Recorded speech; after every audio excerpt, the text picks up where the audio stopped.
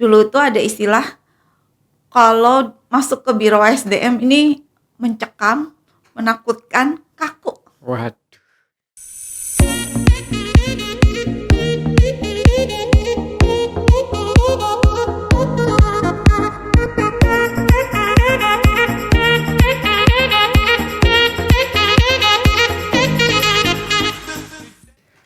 Hai Sobat SDM, jumpa lagi dengan Boss Talk, Biro Organisasi dan SDM Talking.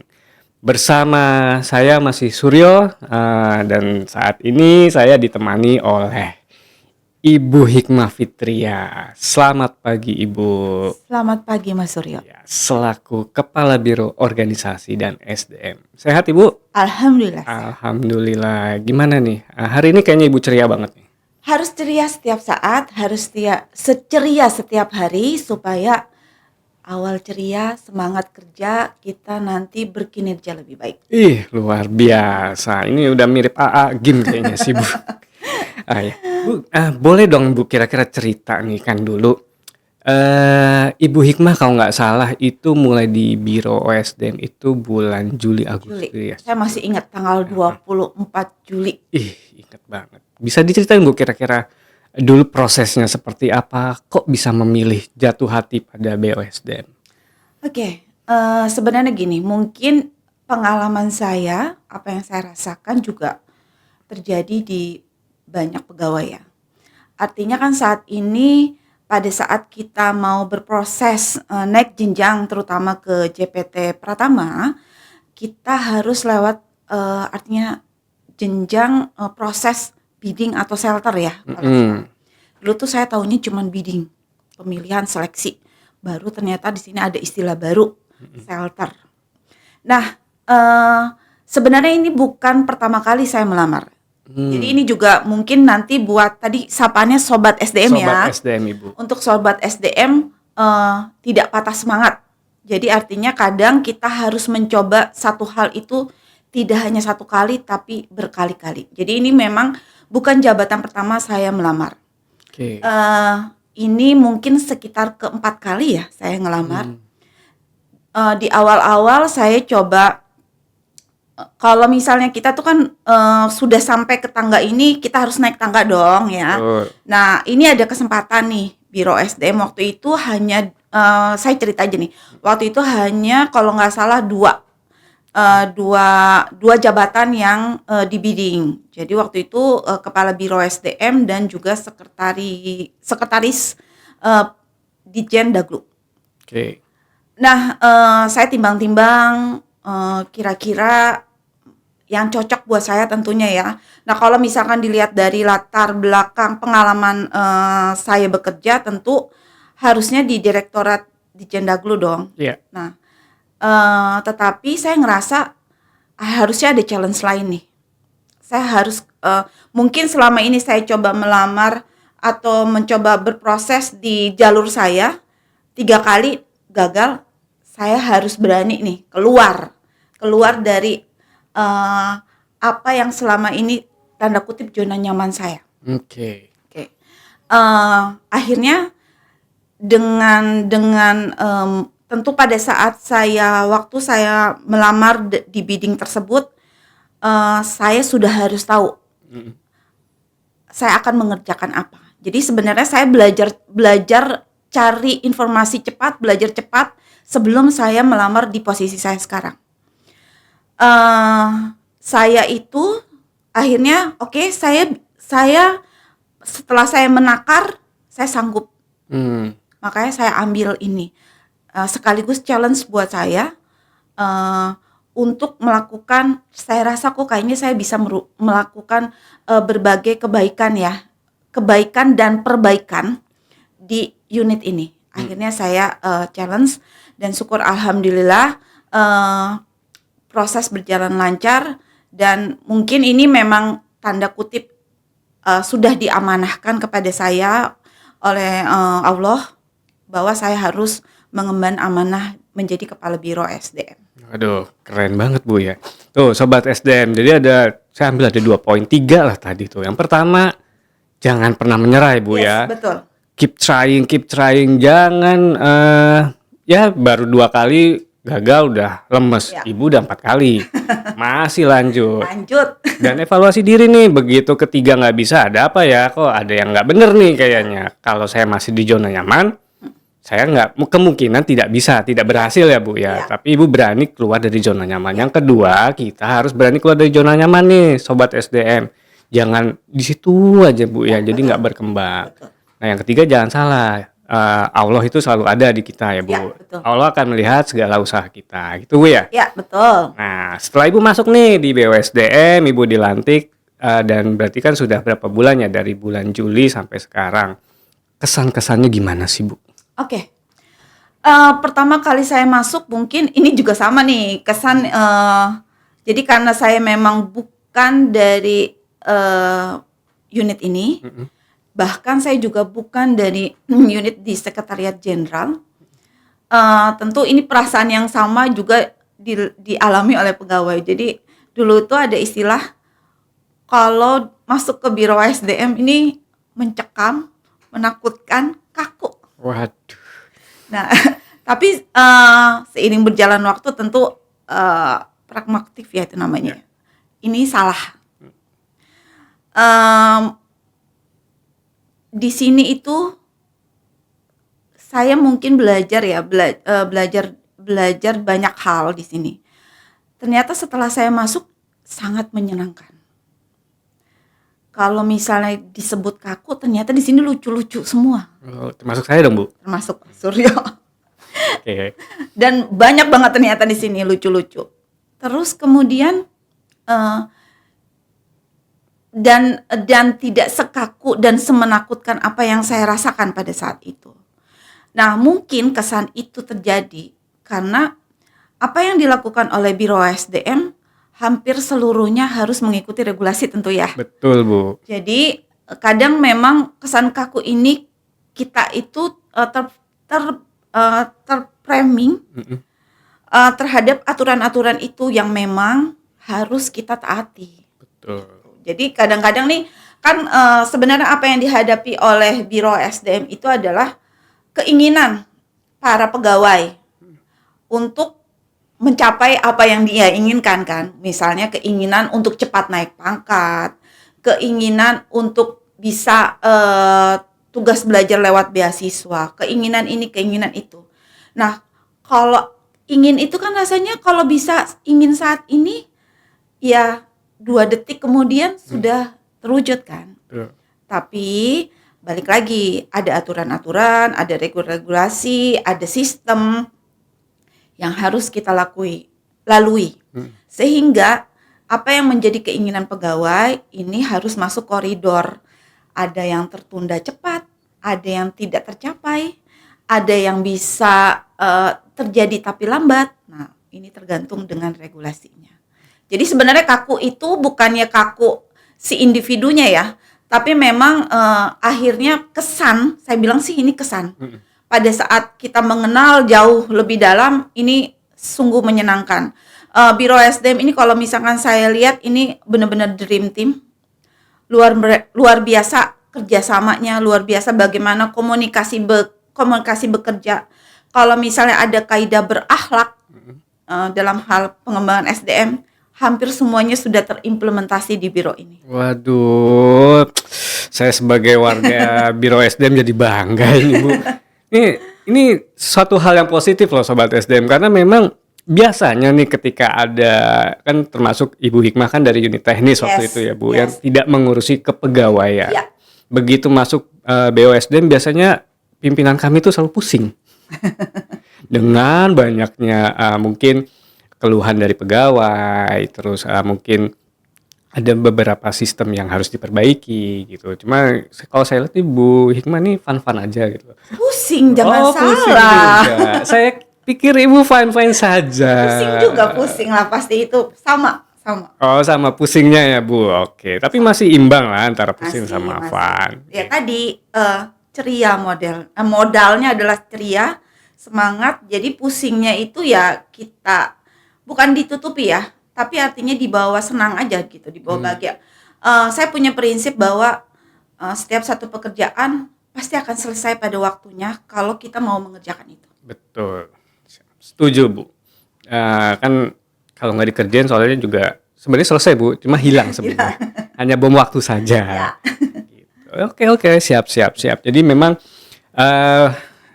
Ibu cukup fun di sini dan ya memang juga pusing pasti ya, Bu, karena ngurusin orang mungkin lebih susah daripada ngurusin program, ngurusin uang ataupun ngurusin ekspor kali, Bu, ya waktu itu ya.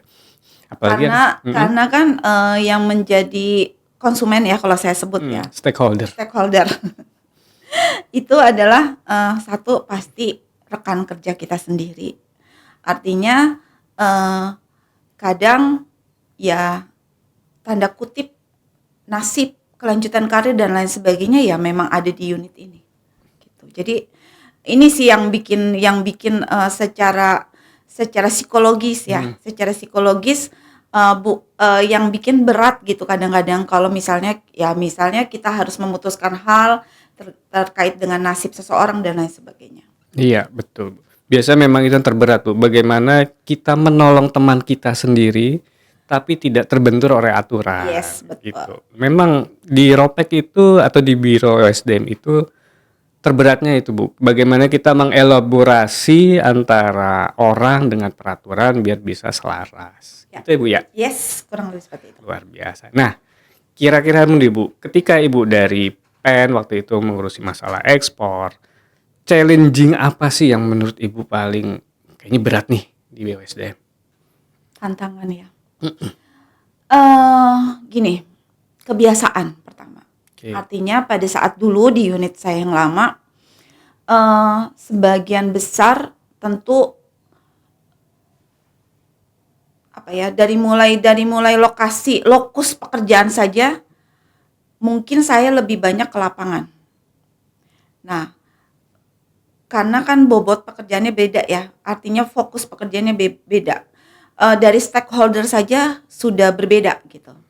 Lokus, nah saat ini misalnya pertama kali pandangan saya adalah, ini adalah sebagian besar titik berat dari pekerjaan adalah administrasi.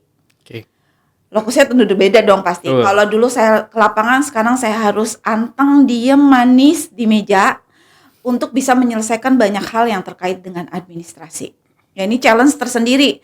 Bayangin saya yang begini, yang biasa saya kesana kemari, saya harus duduk manis menyelesaikan banyak administrasi. Itu di awal pertama. Ternyata dengan seiring berjalan waktu, justru apa yang sudah pernah saya dapat di unit saya sebelumnya ini menjadi point of view, hal yang bisa saya lihat berbeda gitu. Kenapa? Misalnya, ternyata administrasi ini bisa diselesaikan dengan satu, misalnya kita menjalin komunikasi yang baik dengan stakeholder, tidak hanya di internal, bahkan juga di eksternal. Dan ini sangat mempercepat proses administrasi. Misalnya stakeholder di internal kita tentu seluruh pegawai, tentu juga terutama dengan sekretaris-sekretaris di lingkungan unit eselon 1. Lalu kemudian stakeholder lain mulai dari Kemenpan misalnya, BKN dan lain sebagainya. Nah, ini dengan modal saya dulu bagaimana saya bisa berinteraksi, berkomunikasi.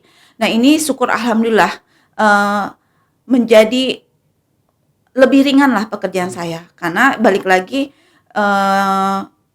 cara saya berkomunikasi untuk membangun suatu jejaring menjadi modal saya untuk juga membangun jejaring tidak hanya di internal maupun di eksternal gitu. Ini sih yang menurut saya challenge pertama. Nah, terkait dengan tadi administrasi, aturan, regulasi. Dulu waktu di unit saya yang lama agak berbeda kan, masing-masing unit balik lagi fokus, lokus dan lainnya itu berbeda. Saya hampir tidak terlalu bersinggungan dengan berbagai aturan lah kurang lebih.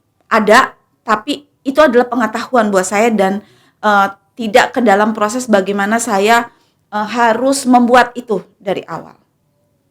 Nah, setelah saya ke sini itu jauh berbeda. Di sini tuntutannya harus membuat regulasi, harus mengatur, bagaimana ini bisa berjalan dengan baik, dan tentu ini adalah satu tantangan juga tersendiri. Apa yang saya lakukan? Satu, saya harus belajar cepat. Belajar cepat dari mana? Dari berbagai literasi. Belajar cepat dari aturan-aturan sebelumnya.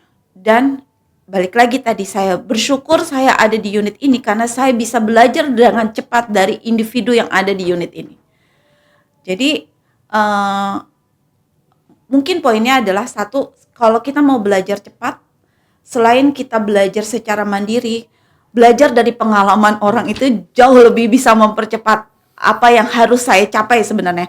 Karena kan sebenarnya pada saat orang menduduki satu jabatan tertentu, mungkin waktu belajarnya tidak sampai 1 bulan ya, nggak boleh tuh 1 bulan. Saya harus belajar mungkin 1-2 hari, saya harus udah tahu sebenarnya apa yang harus saya lakukan di unit ini.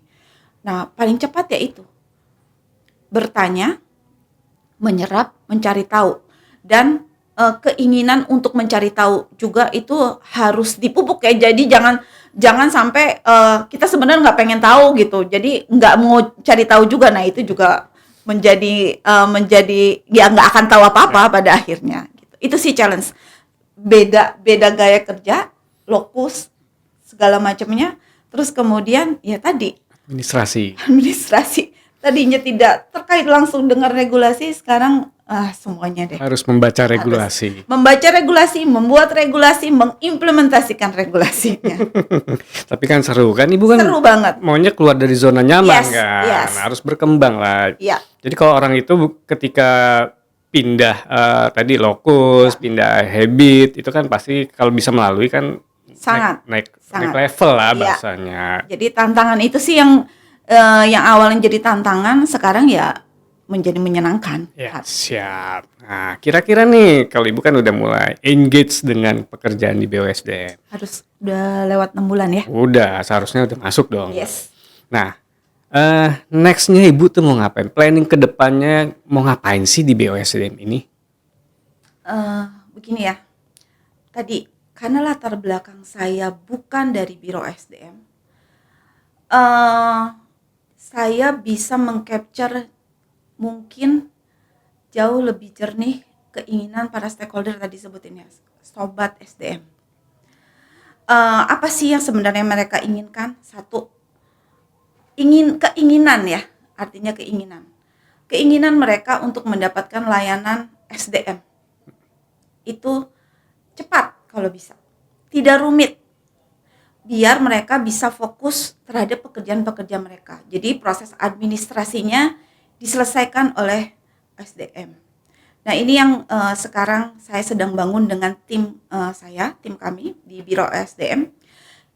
Kemarin kita sudah melakukan otomatisasi terkait dengan kenaikan pangkat. Lalu saat ini sedang kita lakukan berbagai layanan otomatisasi lainnya, termasuk juga kenaikan jenjang untuk jabatan fungsional. Ini dalam waktu dekat ya, mudah-mudahan kami sudah menargetkan sebelum di bulan Juni sudah bisa dinikmati oleh para sobat SDM. Mantap lah.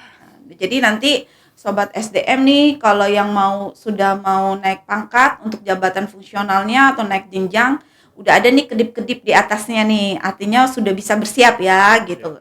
Dan kita secara otomatis jika semuanya sudah terpenuhi persyaratan, regulasi, aturan dan lain sebagainya, itu bisa kita proses. Jadi kita selalu berusaha memberikan layanan terbaik dengan tadi pemanfaatan teknologi melalui otomatisasi layanan SDM.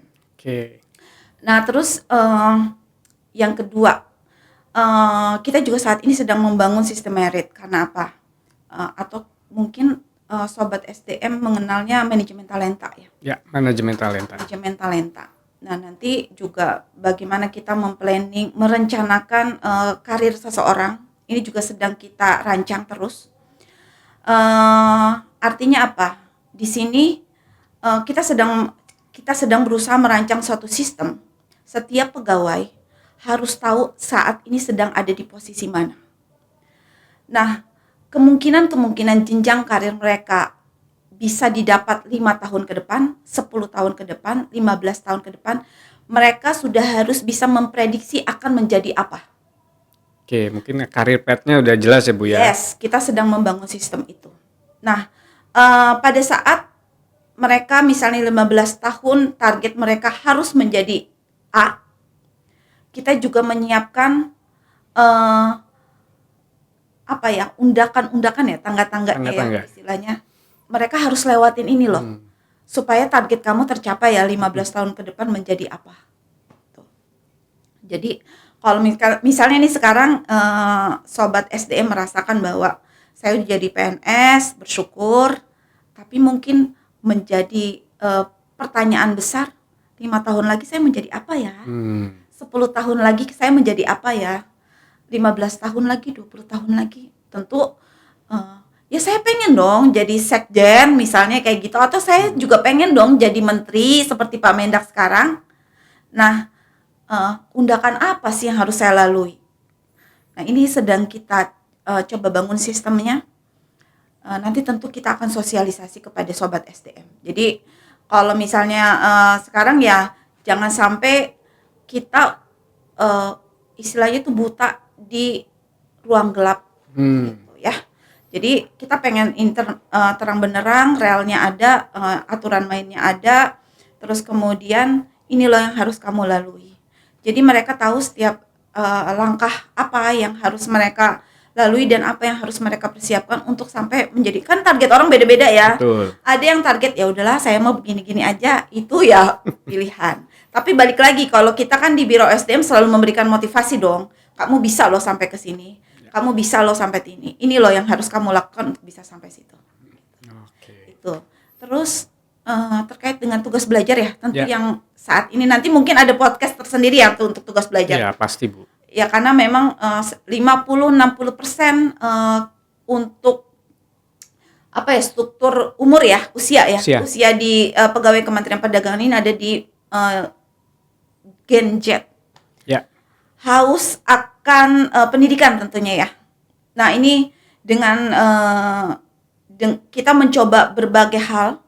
Balik lagi, jangan salah, di Biro SDM ini tim saya sangat kreatif. Oke, mantap lah. Saat ini kita lagi dipacu untuk membuka kerjasama yang seluas-luasnya dengan para stakeholder, tidak hanya di dalam negeri maupun di luar negeri, untuk memberikan kesempatan beasiswa yang jauh lebih besar, jauh lebih banyak, jauh lebih luas. Oke. Yang kita sedang lakukan. Nanti ini akan ada podcast tersendiri tentunya. Mudah-mudahan kita sudah bisa membuat listnya, daftarnya, dan ini adalah kesempatan buat para sobat SDM melanjutkan pendidikan jauh lebih baik dengan program beasiswa tentunya. Betul. Sobat SDM tuh dengerin tuh kata Ibu Karo tuh. Ibu sudah ingin membuka kesempatan yang luas, akan memperluas kerjasama dengan universitas, biar teman-teman semua sobat SDM tuh bisa melanjutkan pendidikan ke jenjang yang lebih tinggi. Yes. Biar pintar. Nah, nanti kau pintar tapi jangan keluar dari Kemendak ya Bu ya. Iya dong. Bangun Kemendak dong. Harus kembali ke unit, bekerja lagi, terus memberikan kontribusinya terhadap pendidikan yang kemarin sudah belajar kan. Nah, diimplementasikan dong ilmunya untuk Kementerian Perdagangan. Dan itu sama dengan juga untuk balik lagi ke negara kita yang tercinta. Nah, gitu tuh Sobat SDM, dengerin tuh nasihat dari Bu Karo. Ini ibu kita semua nih soalnya yang ngurusin kepegawaian satu Kemendak ya Bu ya. Nah, jadi tuh tadi Sobat SDM, yang Bu Karo juga sudah jelaskan, tadi ada 3 program. Dari beliau satu terkait otomatisasi ya Bu ya. Jadi kita nggak usah pusing kalau mau KP harus nganterin keropek, hard copy-nya, berkas-berkasnya udah nggak penting, nggak pakai lagi ya Bu ya. Tapi ada catatan ya. Apa tuh Bu? Tolong diupdate loh datanya. Nah, karena gini, kemarin tuh saya dapat laporan dari tim bahwa saat ini kita kesulitan ya untuk melakukan otomatisasi karena justru dari pegawainya sendiri belum mengupdate datanya. Jadi please diupdate datanya. Nah tuh, otomatisasi nggak akan berjalan kalau data Sobat SDM nggak lengkap loh di CASN atau di HRIS Kemendak. Ya. Makanya segera lengkapin tuh data-datanya, data terkait profil penting, KK, segala macam, SKSK, SKKP, PAK bagi yang JF, biar bisa ikut program otomatisasi ya Bu ya. Betul. Nah yang kedua tadi terkait Apa tuh? Saya jadi blank tuh yang kedua. Yang Oh, terkait dengan manajemen manajemen talenta. talenta, Nah, jadi teman-teman, pola karir ya. ya pola karir Sobat SDM sudah bisa mapping nih karirnya sendiri. Saya mau kemana sih? Saya misalnya nih baru CPNS, 4 tahun ke depan saya mau kemana itu nanti akan sudah ada mappingnya. Yes. Jadi itu juga dalam bentuk aplikasi nanti Bu ya di Ya, HRIS. kita sedang membangun sistem. Nah, lebih gampang lagi kan. Jadi Sobat SDM bisa memperkirakan saya harus ikut diklat apa sih, saya harus ikut pengembangan apa sih biar jadi sekjen, biar jadi menteri, seperti itu. Nah, yang ketiga tadi terkait tugas belajar, bahwa dari timnya Bu Hikmah ini sedang memperluas kerjasama dengan universitas-universitas yang ada, baik di dalam dan di luar Bu ya. Yes, tentu. Nah, tuh di dalam dan di luar. Jadi teman-teman siap-siapin aja nih. Kalau yang mau di luar TOEFL, IELTS ya di-prepare lah masing-masing dulu. Nanti siapa tahu ada kesempatan bisa ikut ya Bu ya, Ya. bisa masuk. Soalnya memang kalau di luar untuk IELTS, TOEFL tuh memang agak tinggi ya Bu nilainya, skornya. Tinggi, Oke. bukan agak. Oh, bukan agak lagi, memang tinggi ya Bu ya. Oke, siap. Oke, Bu Karo mungkin terima kasih banyak atas kesempatan emas ini. Sama-sama. Akhirnya kita bisa ada podcast yang episode kedua ini setelah ada Bu Karo. Akhirnya kita bisa berjalan lagi Bu Karo. Terima kasih Siap. banyak Terima kami kasih ucapkan. Salam sehat buat semua. Semoga Ibu tetap happy di BOSDM ini. Terima kasih. Assalamualaikum warahmatullahi wabarakatuh. Waalaikumsalam warahmatullahi Ya, wabarakatuh. terima kasih para sobat SDM. Itu tadi kita dengan Ibu Karopek, Ibu Hikmah Fitria, di mana beliau telah menjabarkan kira-kira program kedepannya seperti apa sih BOSDM mau ngapain sih. Jadi tetap dukung teman-teman di BOSDM biar kami tetap sehat, biar bisa mengurusi teman-teman sobat-sobat SDM semua. Oke, mungkin itu saja untuk kesempatan kali ini. Saya ucapkan terima kasih. Apabila ada yang salah, mohon maaf. Wabillahi taufiq wal hidayah. Wassalamualaikum warahmatullahi wabarakatuh. Gimana Bu tagline-nya? Biro SDM? Siap melayani. Siap melayani. Sampai jumpa. Dadah.